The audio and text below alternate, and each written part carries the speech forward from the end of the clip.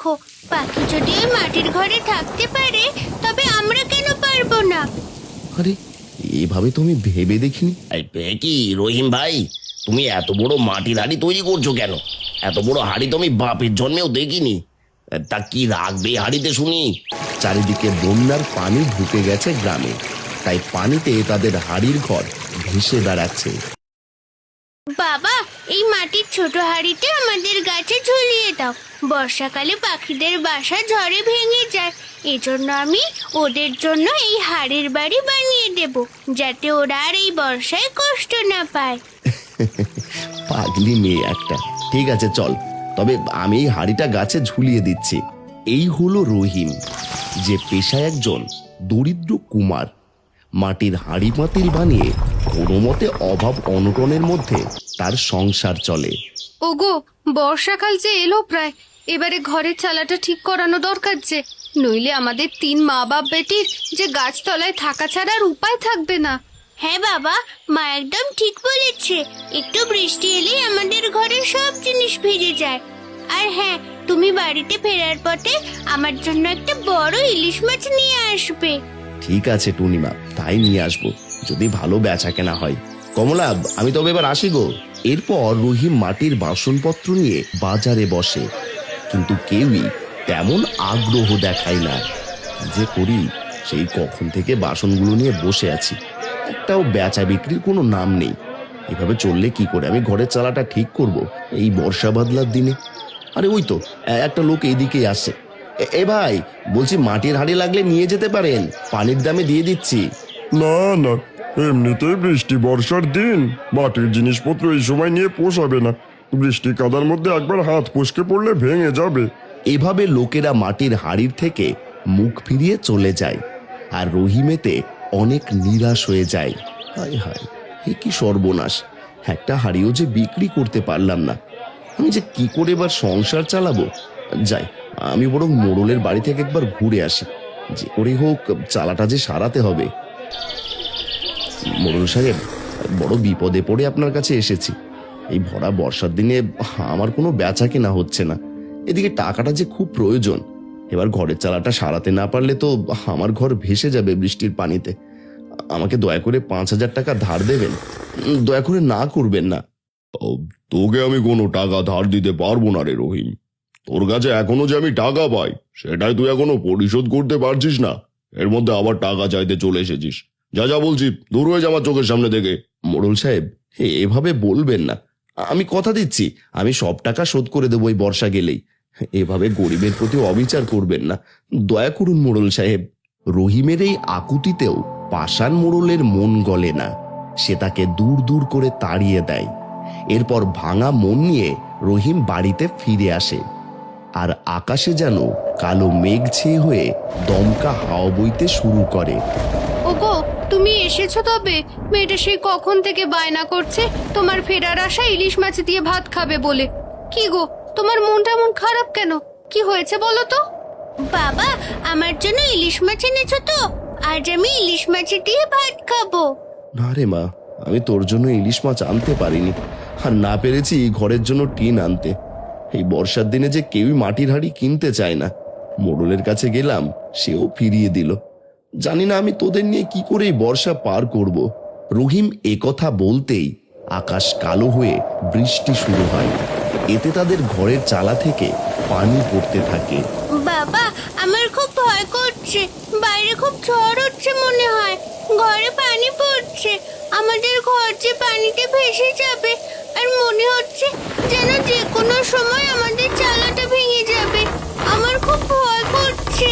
টুনি এই কথা বলতে বলতেই সত্যি এক দমকা হাওয়ায় তাদের ঘরের চালা উড়িয়ে নিয়ে যায়। তারা উপায় না পেয়ে পাশেই রহিমের ছোট ভাইয়ের বাড়িতে আশ্রয় নিতে যায়। চাচি, আমাদের ঘরের চাল ঝড়ে ভেঙে গেছে, দয়া করে আপনাদের ঘরে আমাদের একটু আশ্রয় দিন। আমরা একদম ভিজে যাচ্ছি, আমার খুব ঠান্ডা লাগছে। আমরা কি আশ্রয় কেন্দ্র খুলে বসেছি নাকি যে তোদের এই ঝড় বৃষ্টির মধ্যে থাকতে দেব? আমার ঘরে এত জায়গা নেই বাপু, আজ ঘরে ঢুকতে দিলে একটু পরে খাবারও চাইবি। যা, দূর হয়ে যা, দেখি রাস্তা মাপ এখান থেকে। এই বলে টুনির চাচি মুখের ওপর দরজা বন্ধ করে দিল। আর তারা উপায় না পেয়ে ওই বারান্দায় দাঁড়িয়ে থাকে অসহায়ের মতো। দেখলে কমলা, আজ আমার সময় খারাপ বলে নিজের ভাইয়ের ঘরেও একটু জায়গা হলো না আমার। আমি যে ব্যর্থ, তোমাদেরকে একটু ভালো রাখতে পারলাম না। সবই আমার কপাল। রহিম এভাবে তার দুঃখের বিলাপ করতে থাকে। এমন সময় টুনি দেখে বৃষ্টির মধ্যে একটি পাখি সেই মাটির হাড়ির ঘরে প্রবেশ করেছে। এত বৃষ্টিতেও পাখির হাড়ির ঘর একদম অক্ষত। এটা দেখে টুনির মাথায় একটা বুদ্ধি আসে। ও বাবা বাবা, আর তোমাকে কষ্ট পেতে হবে না। আমার মাথায় একটা বুদ্ধি এসেছে। তুমি আমাদের জন্য একটা মাটির হাড়ির ঘর বানাও, তাহলে আমাদের ঘরে আর পানি ঢুকবে না। ওই দেখো, পাখি যদি ওই মাটির ঘরে থাকতে পারে, তবে আমরা কেন পারবো না? আরে, এভাবে তো আমি ভেবে দেখিনি। সত্যি তো, তোর বুদ্ধিটা মন্দ নয়। হ্যাঁ হ্যাঁ, ঠিকই বলেছিস। আমি এটাই করব। আমার নিজের হাতে আমি হাড়ির বাড়ি তৈরি করব, আর কাউকে টাকা ধার চাইতে হবে না আমাকে। এরপর বৃষ্টি থেমে যায়, আকাশ পরিষ্কার হয়। রহিম মিয়া খেলা ভর্তি অনেক মাটি নিয়ে আসে এবং বিশাল এক মাটির হাড়ি তৈরি করতে বসে পড়ে। এই কি রহিম ভাই, তুমি এত বড় মাটির হাড়ি তৈরি করছো কেন? এত বড় হাড়ি তো আমি বাপের জন্মেও দেখিনি। তা কি রাখবে এই হাড়িতে শুনি?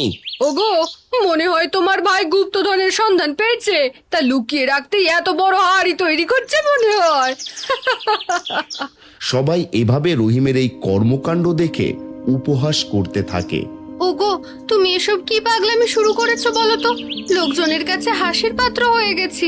গ্রামের মানুষ তামাশা করতে শুরু করেছে তোমার এই মাটির হাড়ি দিয়ে ঘর বানানোর কথা শুনে।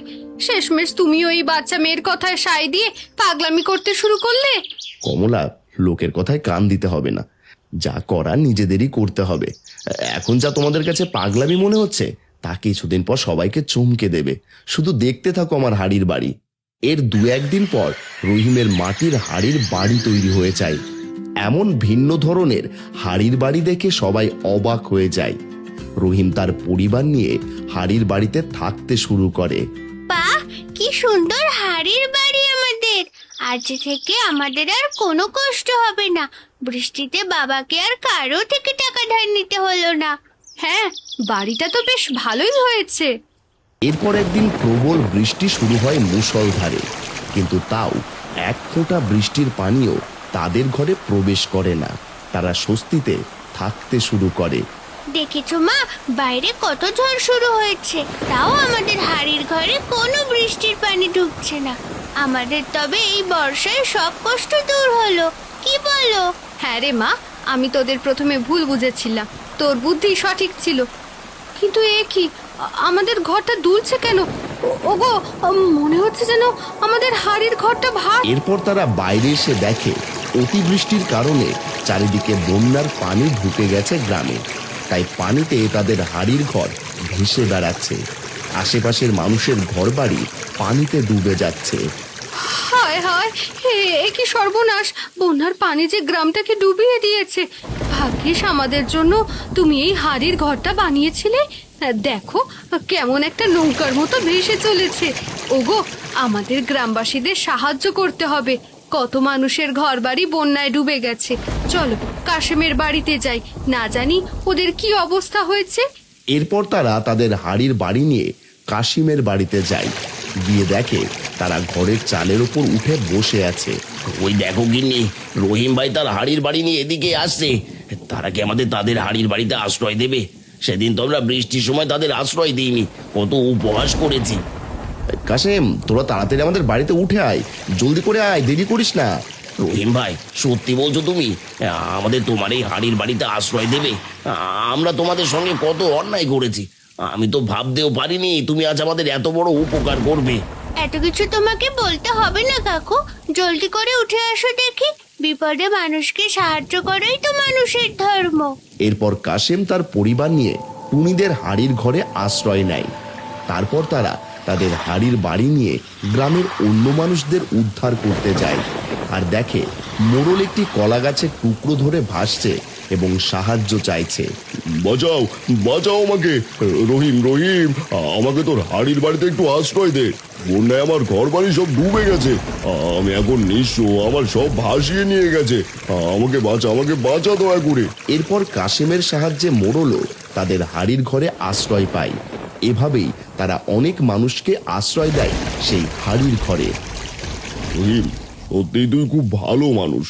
আমি তোর সঙ্গে কত অন্যায় করেছি, তাও তুই আমাকে তোর এই মাটির ঘরে আশ্রয় দিয়েছিস। আমাকে তুই ক্ষমা করে দে। আজ আমার সব শেষ হয়ে গেছে, আমার অহংকারও। মোড়ল চাচা, আপনি যে আপনার ভুল বুঝতে পেরেছেন এটাই অনেক। না হয় ভালোর জন্যই হয়েছে। এই বন্যার শেষ না হওয়া পর্যন্ত আমরা সবাই মিলে আমাদের এই হাড়ির ঘরেই একসাথে থাকবো। এই তুচ্ছ মাটির হাড়ির বাড়ি আজ আমাদের সকলকে আশ্রয় দিয়েছে, তাই কোনো ছোট বা ক্ষুদে জিনিসকে তুচ্ছ জ্ঞান করতে নেই। সামান্য থেকেই অসামান্যের সৃষ্টি হয়। ছোট বলে কোনো কিছুকে অবহেলা করা উচিত নয়। সামান্য জিনিসও একদিন সবার আশ্রয় হয়ে উঠতে পারে।